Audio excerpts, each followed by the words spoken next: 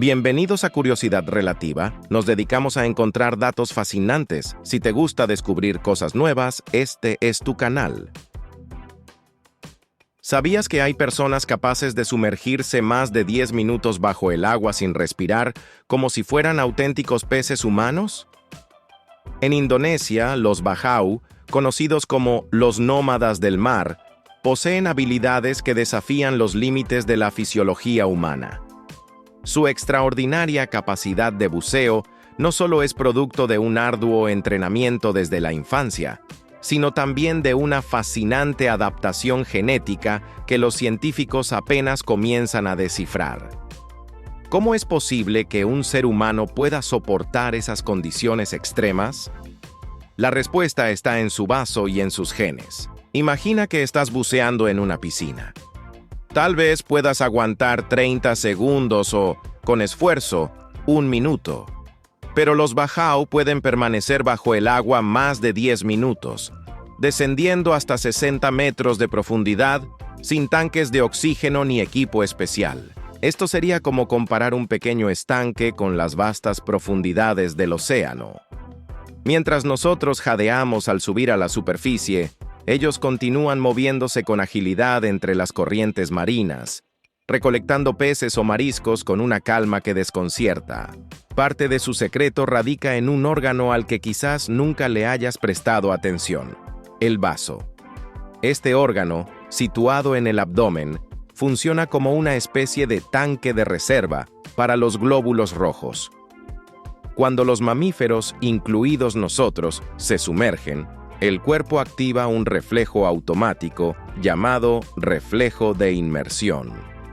Este mecanismo reduce el ritmo cardíaco, dirige la sangre hacia los órganos vitales y, en el caso de los Bajau, hace que su vaso se contraiga, liberando una gran cantidad de glóbulos rojos en el torrente sanguíneo. Es como si tu cuerpo activara un turbo para aumentar su capacidad de resistencia al oxígeno. ¿El resultado? Los Bajau pueden maximizar su tiempo bajo el agua de una manera que nosotros solo podemos soñar. Sin embargo, el verdadero asombro vino cuando la investigadora Melissa Hilardo y su equipo decidieron medir el tamaño del vaso de los Bajau. Al compararlo con el de los Baluans, una comunidad agrícola cercana, descubrieron que los Bajau tienen vasos hasta un 50% más grandes. Esta esplenomegalia, como se llama técnicamente, no es casualidad. Estudios genéticos revelaron que esta característica está ligada a variantes específicas en los genes PDE10A y BDKRB2.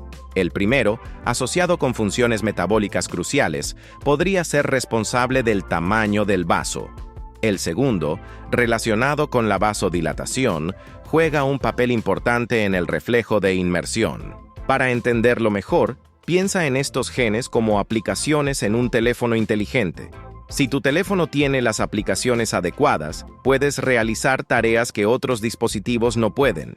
Los Bajau, gracias a su genética, poseen esas aplicaciones que optimizan su desempeño en un entorno extremo, como si fueran humanos diseñados para el océano. Pero, ¿este fenómeno es exclusivamente genético? La pregunta sigue abierta. Algunos científicos creen que parte de estas habilidades se deben al entrenamiento desde la infancia. Después de todo, los Bajau comienzan a bucear a edades tempranas, cargando piedras para descender al fondo del mar.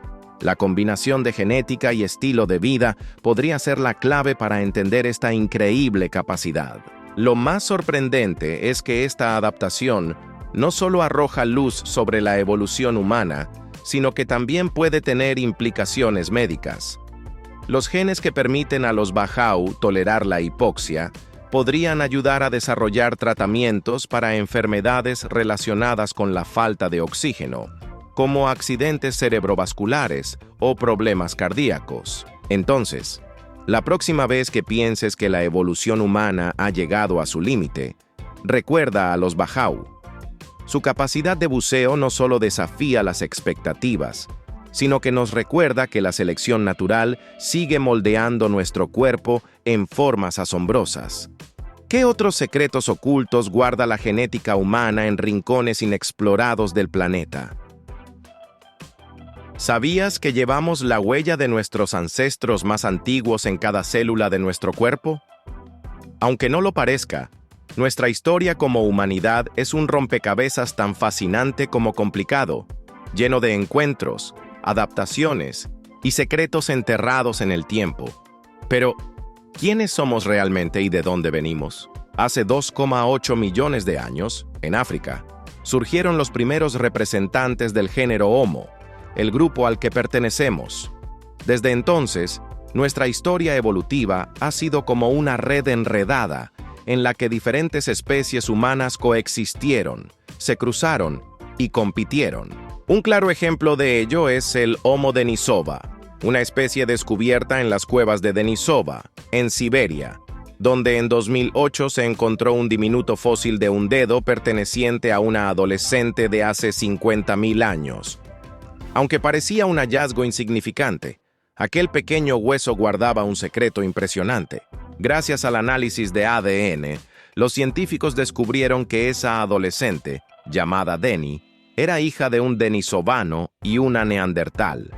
Esto la convirtió en el único híbrido humano de primera generación conocido hasta ahora, demostrando que las diferentes especies humanas no solo coexistieron, sino que también se mezclaron con frecuencia. Imagina un mundo donde Homo sapiens, neandertales y denisovanos compartían territorio y a veces genes. Sería como descubrir que nuestros primos lejanos del árbol genealógico vivían en la casa de al lado. Pero la historia no termina ahí. Los denisovanos, al parecer, eran expertos en adaptarse a ambientes extremos. En la meseta tibetana, a más de 3.000 metros de altura, sus genes han sobrevivido en los tibetanos modernos, otorgándoles una mayor tolerancia a la falta de oxígeno gracias al gen EPAS1. Es como si esta herencia genética fuera un superpoder transmitido de generación en generación. ¿Y qué hay de los neandertales? Aunque se extinguieron hace unos 40.000 años, dejaron su huella en nosotros. Se estima que entre el 1% y el 4% del ADN de las poblaciones no africanas proviene de ellos. Esto significa que si tienes ascendencia europea o asiática, es probable que lleves un pequeño rastro de su legado.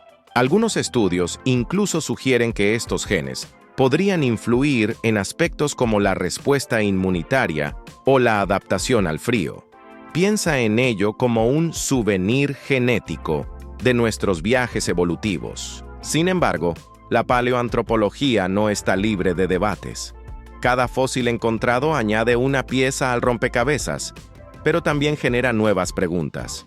Por ejemplo, el Homo antecesor, descubierto en Atapuerca, España, fue primero considerado un antepasado común de humanos y neandertales. Más tarde, se pensó que era solo un miembro del linaje neandertal. Estos cambios constantes en la interpretación de los fósiles son como intentar armar un rompecabezas con piezas cambiantes.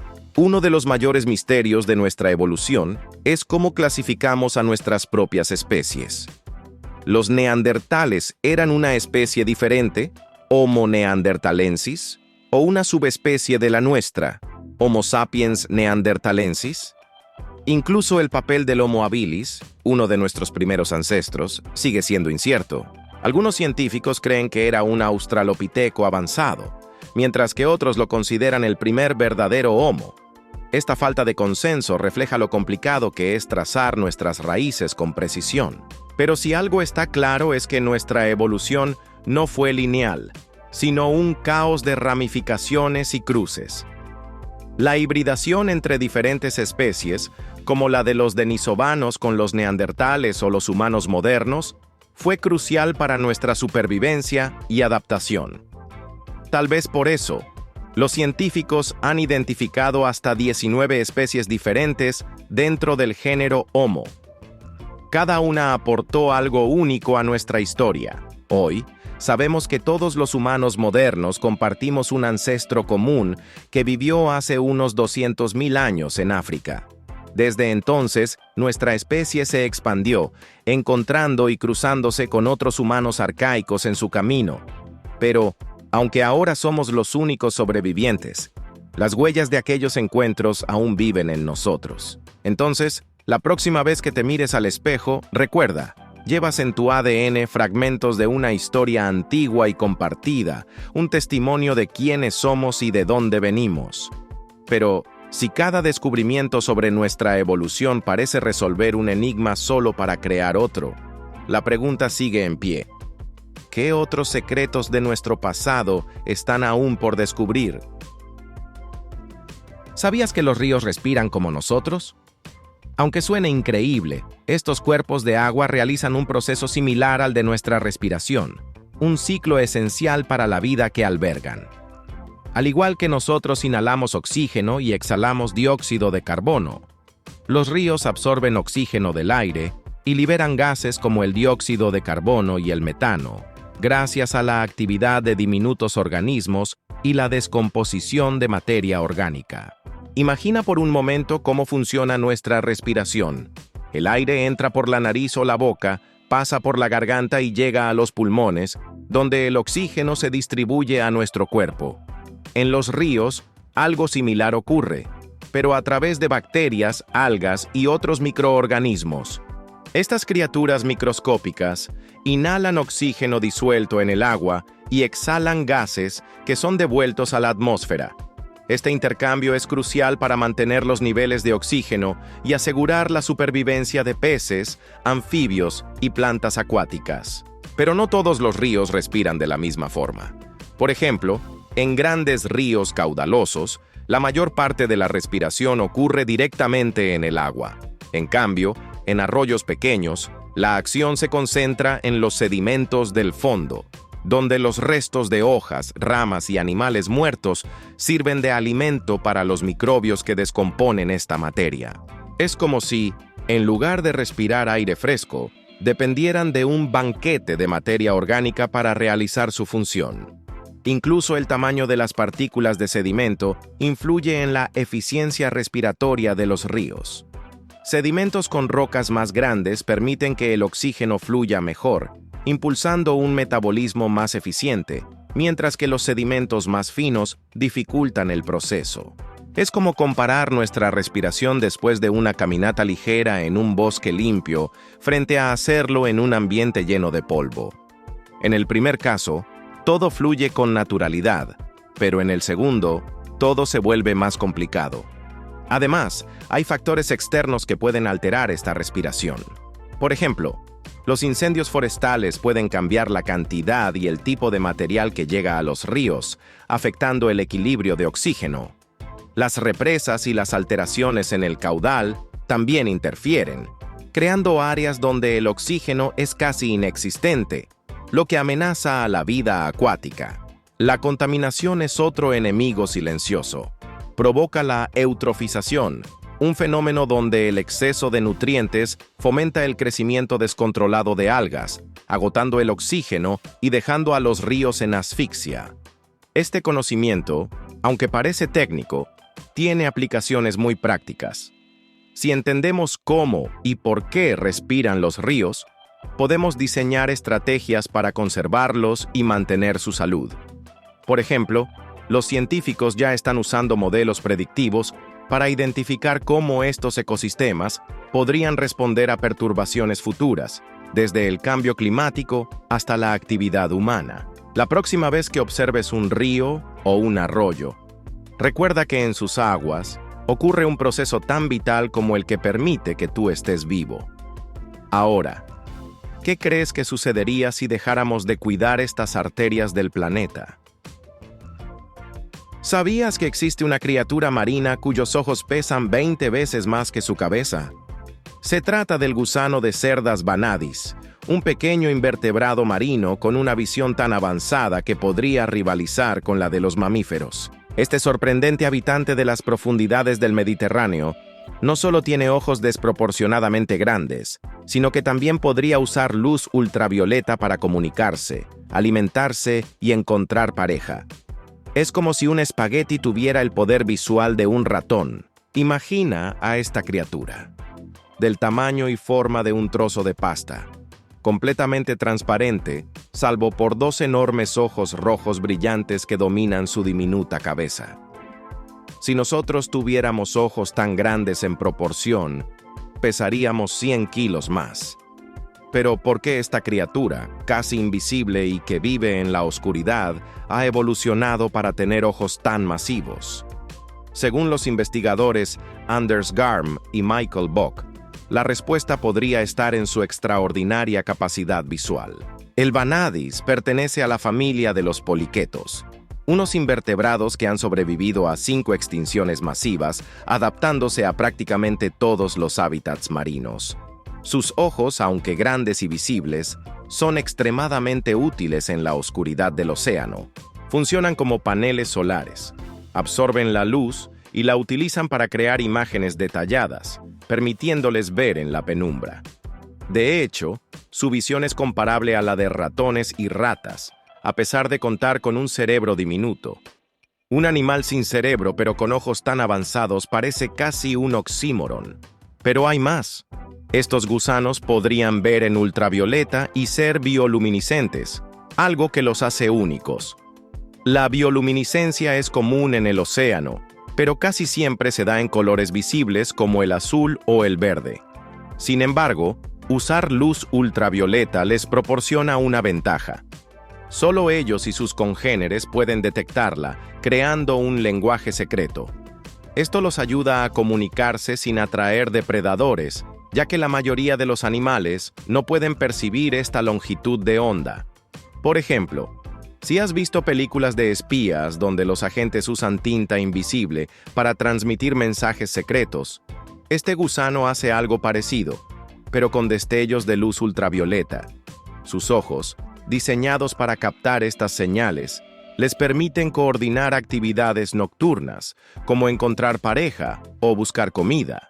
Además, al ser transparentes, son difíciles de detectar para sus depredadores, aunque sus ojos visibles podrían ser una desventaja. Sin embargo, la evolución ha decidido que los beneficios de ver claramente superan los riesgos. Aunque aún no se sabe cómo desarrollaron una vista tan aguda, los científicos creen que sus ojos les permiten detectar destellos de presas bioluminiscentes o señales de otros vanadis.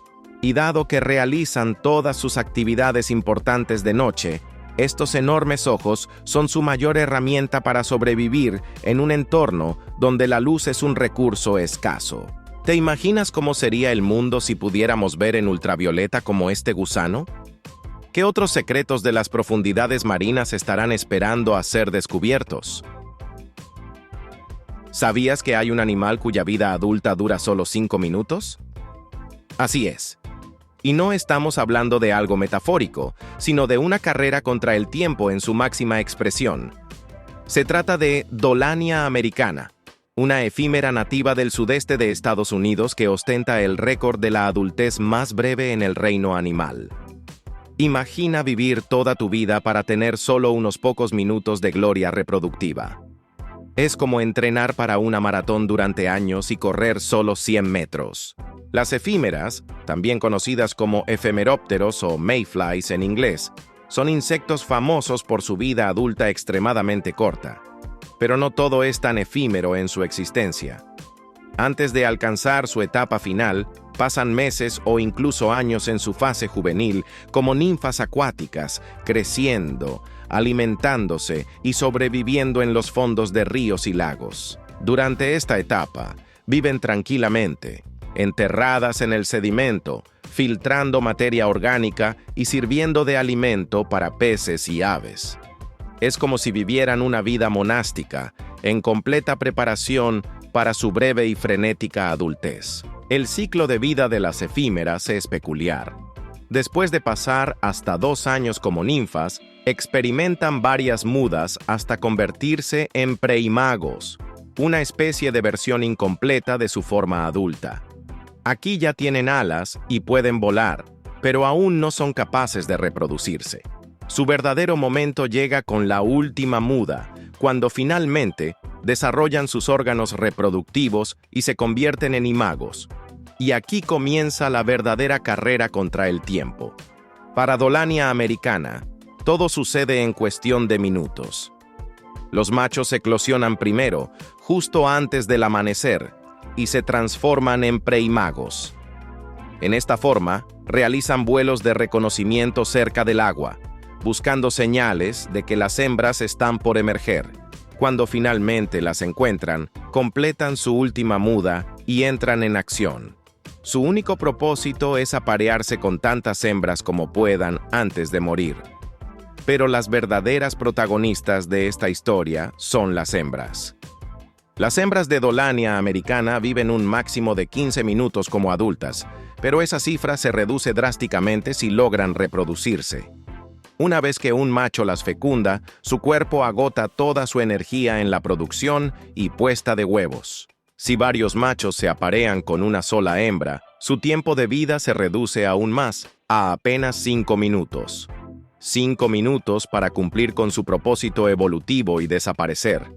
Es como si todo su cuerpo gritara: «Hazlo rápido, no hay tiempo que perder». La razón detrás de esta vida adulta tan breve radica en la estrategia evolutiva. Al sincronizar su eclosión en grandes números, las efímeras logran abrumar a los depredadores, asegurando que al menos algunas logren reproducirse antes de ser devoradas. Además, su ciclo de vida está perfectamente adaptado a su entorno. Las hembras depositan los huevos en el agua, comenzando de nuevo el largo ciclo de la fase juvenil. Es un equilibrio perfecto entre la supervivencia y la reproducción. Este fenómeno es tan espectacular que en algunas regiones la aparición masiva de efímeras llega a cubrir puentes y ríos como una nube viviente. Su sincronización es tan precisa que parece coreografiada, un evento natural que marca el cambio de estaciones y el ritmo de la vida fluvial. ¿Te imaginas pasar toda tu vida preparándote para un momento que dura menos que una pausa para el café? ¿Qué otros secretos escondidos nos enseñará la naturaleza sobre cómo aprovechar al máximo el tiempo?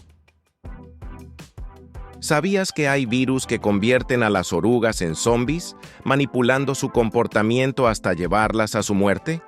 Imagina un insecto que, bajo la influencia de un patógeno, realiza un comportamiento suicida: trepar incansablemente hacia la luz del sol hasta su inevitable fin. Es una táctica macabra, pero astutamente efectiva para la propagación del virus.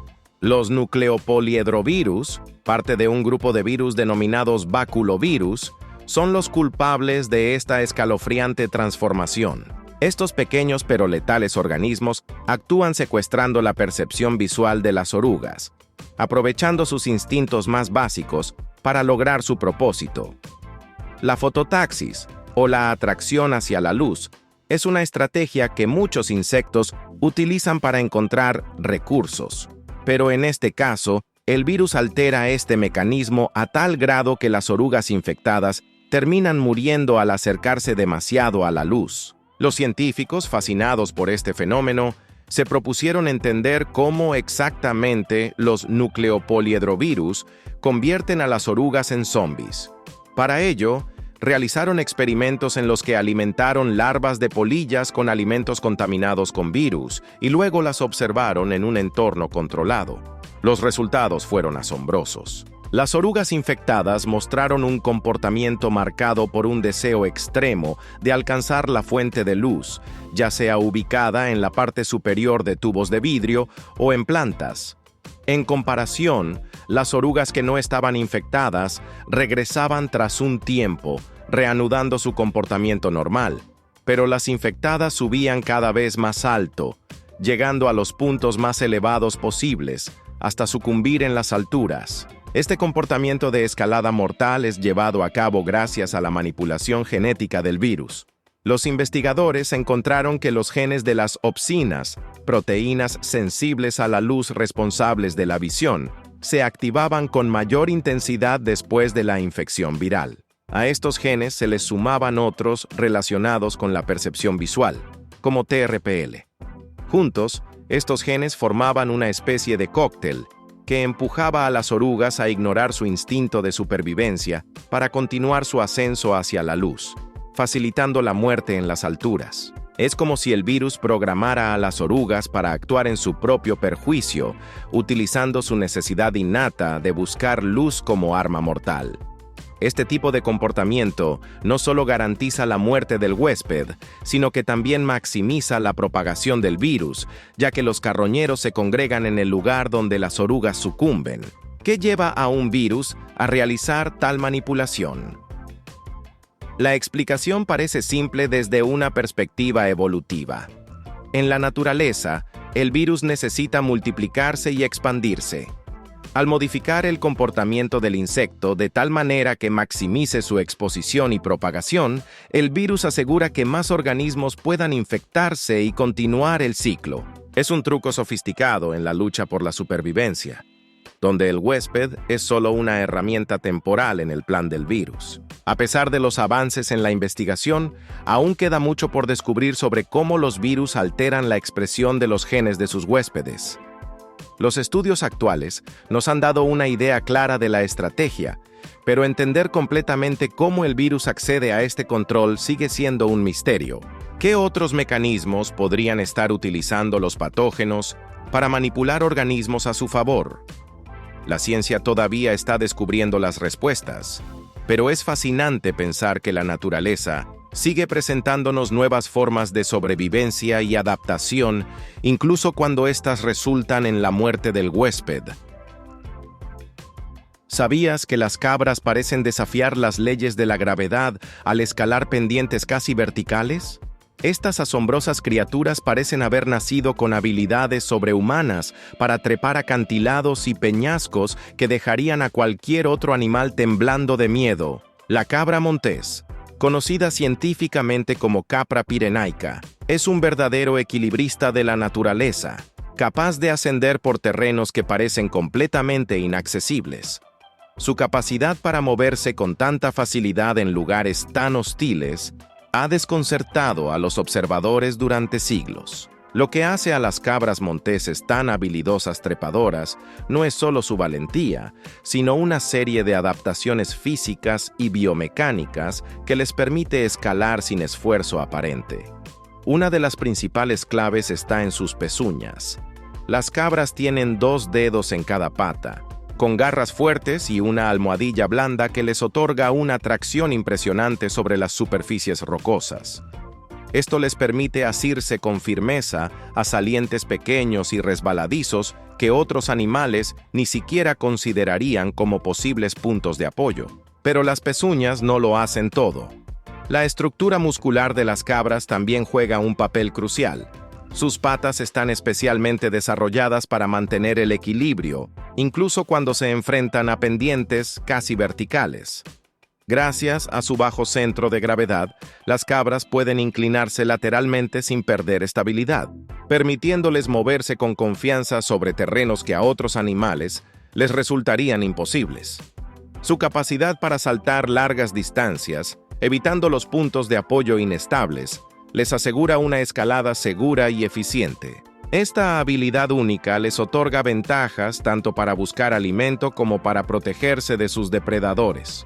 Al poder escalar a lugares inaccesibles para otros mamíferos, las cabras monteses tienen acceso a fuentes de alimento que no compiten con otros herbívoros.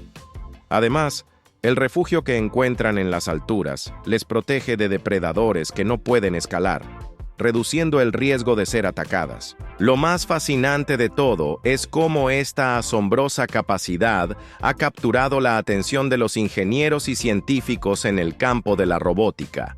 Al observar a las cabras monteses en acción, los expertos han encontrado inspiración para diseñar robots que pueden moverse por terrenos escarpados y difíciles. Un ejemplo notable es el trabajo de Mu Lindong y su equipo del Instituto de Investigación Vehicular de China Norte, quienes han desarrollado robots cuadrúpedos que imitan las habilidades de las cabras para escalar acantilados verticales. Estos robots, al igual que las cabras, se benefician de una biomecánica cuidadosamente estudiada que les permite maximizar el agarre, la tracción y el equilibrio. ¿Pero por qué esto es relevante? La respuesta está en el potencial de estos robots para realizar tareas que serían prácticamente imposibles para los vehículos tradicionales o incluso para los humanos en terrenos peligrosos. Piensa en escenarios como la exploración de Marte, donde los vehículos tradicionales no podrían manejar el terreno accidentado. Robots inspirados en las cabras podrían desempeñar tareas de búsqueda y rescate, inspecciones estructurales y exploración en ambientes extremos, abriendo nuevas posibilidades para la exploración espacial y la exploración de la Tierra en lugares peligrosos o de difícil acceso. Este fascinante campo de la biomimesis, donde los ingenieros toman lecciones de la biología para desarrollar tecnología, demuestra que la naturaleza sigue siendo una fuente inagotable de inspiración. Con cada avance, nos acercamos más a replicar las habilidades animales en nuestras propias creaciones, cerrando la brecha entre el mundo natural y el tecnológico. ¿Quién sabe qué otros secretos de la naturaleza aún nos esperan por descubrir?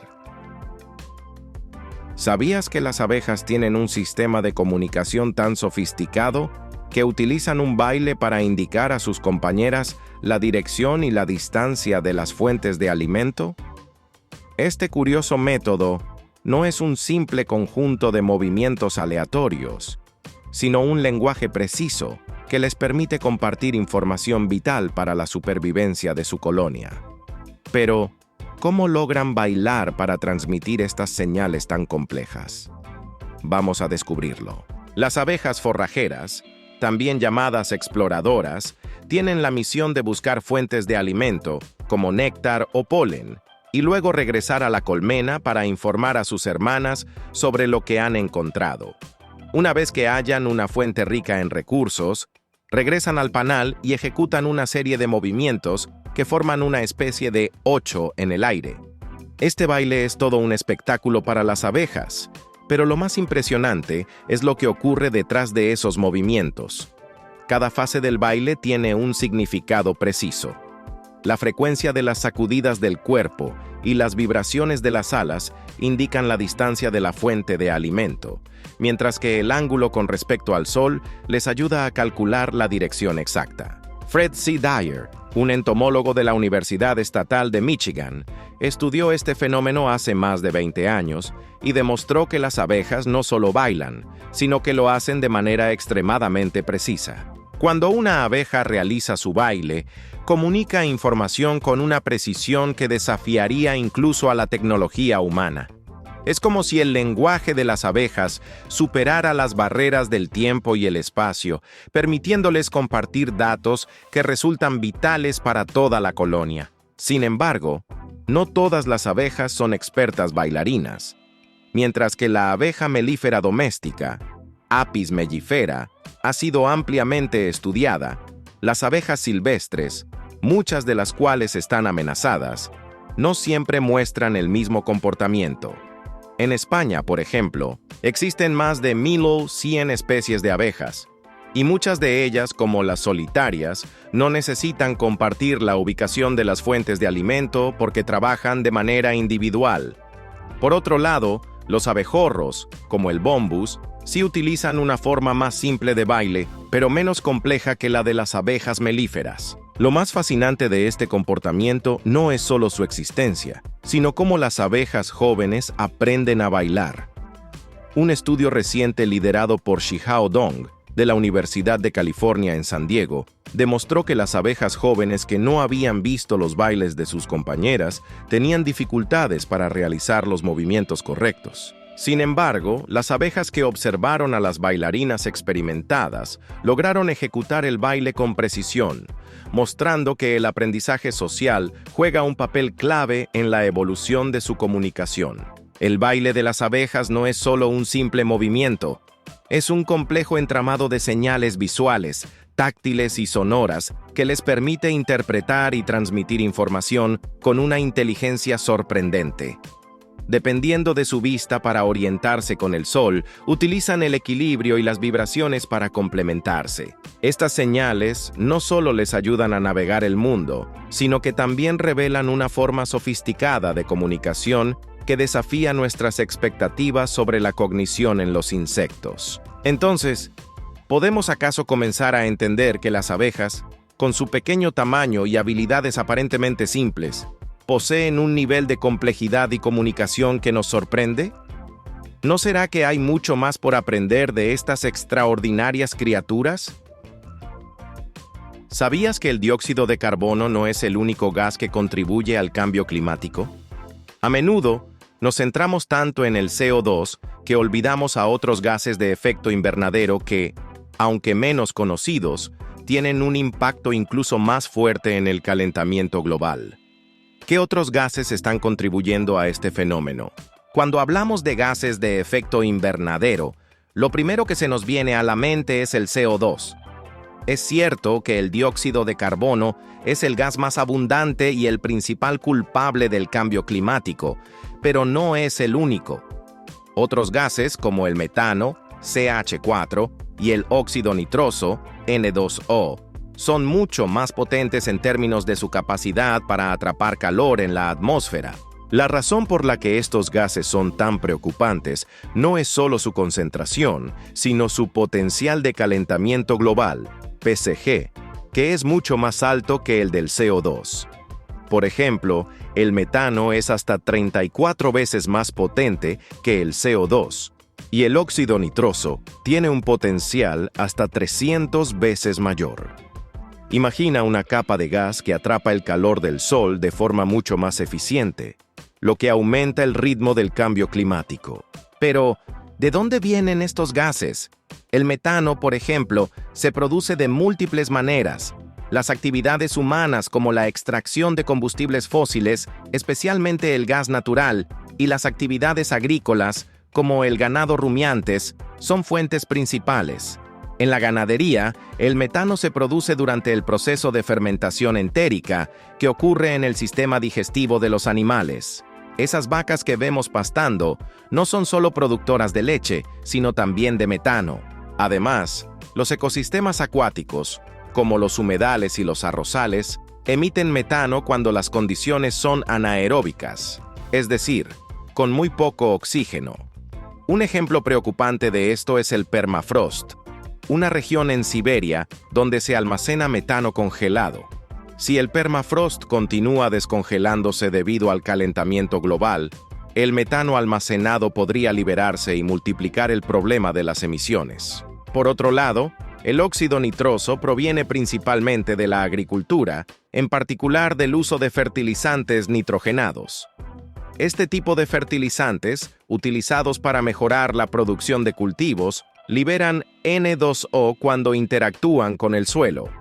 También se emite en procesos industriales y, aunque en menor cantidad, su efecto en el calentamiento global es muy alto. Imagina que el N2O es como una potente lupa que amplifica el calor atrapado en la atmósfera. En España, por ejemplo, se estima que las emisiones de N2O representan un 25% del total de emisiones del sector primario. Estos gases, aunque en menores cantidades comparados con el CO2, resultan más eficaces atrapando calor y, por lo tanto, tienen un impacto desproporcionado en el clima. Esto nos lleva a una reflexión importante. No basta con reducir solo las emisiones de dióxido de carbono. Los gases como el metano y el óxido nitroso requieren una atención específica y medidas de mitigación urgentes. Por ejemplo, la industria puede reducir las emisiones de metano mejorando el manejo de residuos y adoptando tecnologías más limpias. En el ámbito agrícola, se pueden promover prácticas más sostenibles, como el uso de fertilizantes nitrogenados más eficientes para reducir las emisiones de óxido nitroso. Entonces, ¿seremos capaces de mirar más allá del CO2 y enfrentar el impacto de estos gases más potentes? Podemos, como sociedad, encontrar formas efectivas de reducir su emisión y así evitar el calentamiento descontrolado del planeta. La respuesta a estas preguntas determinará el éxito de nuestros esfuerzos por combatir el cambio climático. ¿Sabías que hay un árbol cuyas semillas huelen a mantequilla rancia y que su proceso de reproducción parece sacado de un libro de ciencia ficción? Sí, estamos hablando del ginkgo biloba, un verdadero fósil viviente con una forma de reproducción única y asombrosamente extraña. El ginkgo biloba es uno de los árboles más antiguos que existen, con un linaje que se remonta a más de 300 millones de años. Se le conoce como fósil viviente, porque su forma no ha cambiado prácticamente en millones de años, sobreviviendo incluso a eventos de extinción masiva. Originario de China, el ginkgo biloba es conocido tanto por su longevidad como por sus hojas en forma de abanico, que parecen sacadas de otra era. Pero lo que realmente lo hace especial es su misteriosa forma de reproducirse. Mientras que la mayoría de los árboles se reproducen a través de flores y frutos, el ginkgo biloba opta por una estrategia completamente distinta. Este árbol es dioico, lo que significa que tiene árboles machos y hembras separados, como el kiwi o el pistacho.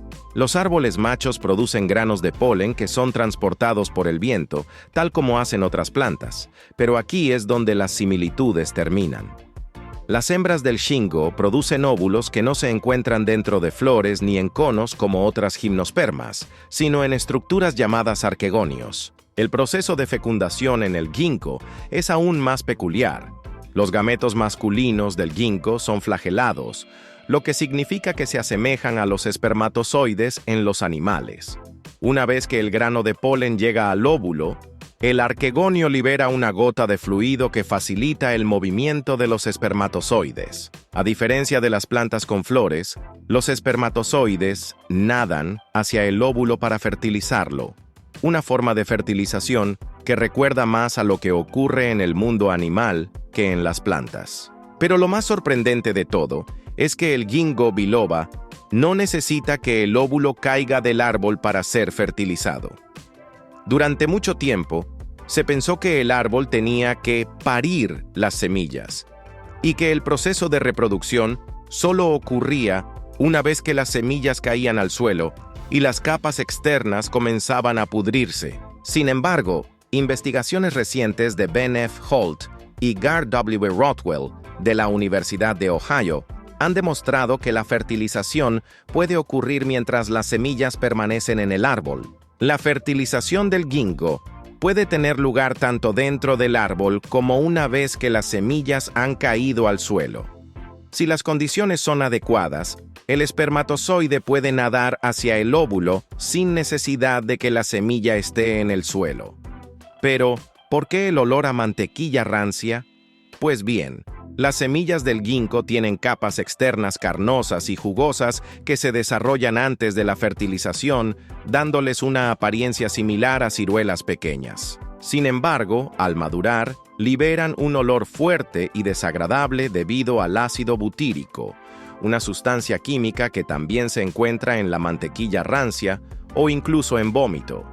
Es imposible ignorar este olor, lo que hace que las semillas del ginkgo sean inconfundibles y muy poco apetecibles para la mayoría de los animales. ¿No es curioso cómo un árbol que ha vivido durante más de 300 millones de años ha evolucionado para tener una reproducción tan inusual? Su método de fertilización, su aroma único y su resistencia a las catástrofes del pasado lo convierten en uno de los seres vivos más extraordinarios del planeta. ¿Qué otros misterios nos deparará la naturaleza que aún no hemos descubierto? ¿Qué otras formas de reproducción asombrosas existen en el mundo vegetal? La naturaleza siempre tiene algo nuevo que sorprendernos. Gracias por ver el video de hoy. Esperamos que te haya gustado, si fue así. No olvides suscribirte y activar la campanita de notificaciones para que YouTube te avise cuando subamos nuevo video.